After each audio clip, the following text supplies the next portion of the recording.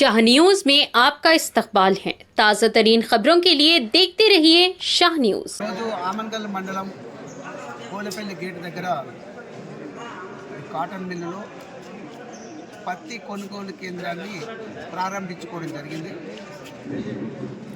ఈ సంవత్సరం వర్షాలు బాగా పడి ఈ మధ్యలోనే 15 రోజుల కింద పడ్డటువంటి తుఫాన్ ముంతా తుఫాన్ నుంచి కొంత కాటన్ బాగా దెబ్బతిన్నది.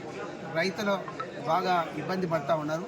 నిజంగా కూడా వారికి ఎనలేని నష్టం కూడా జరుగుతూ ఉంది. పండిన దాంట్లో కొంతనన్నా మేలుగా ఉన్నటువంటిది ఈ మిల్లుల దగ్గర తీసుకొచ్చి మరి మద్దతు ధర వచ్చే విధంగా చేసుకోవాలని నేను రైతులకు పిలుపునిస్తూ ఉన్నాను. 8,110 రూపాయలు క్వింటాల్కు మరి తేమ 8% ఉన్నదానికి ఇస్తామని చెప్తున్నారు. కొద్దిగా తేమ తగ్గించి తీసుకొని వచ్చినట్లయితే మీకు మంచి గిట్టుబాటు ధర కూడా వస్తుందని చెప్పి రైతులకు తెలియజేస్తూ ఉన్నాం.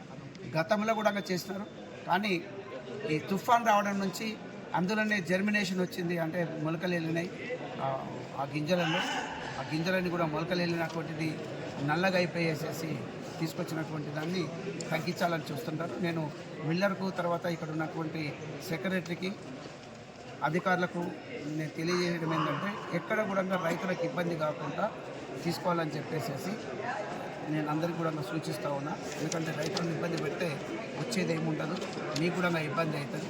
తర్వాత చాలా ఇప్పటికే 20-25 లారీలు ట్రాక్టర్లు మరి క్యూలో ఉన్నాయి.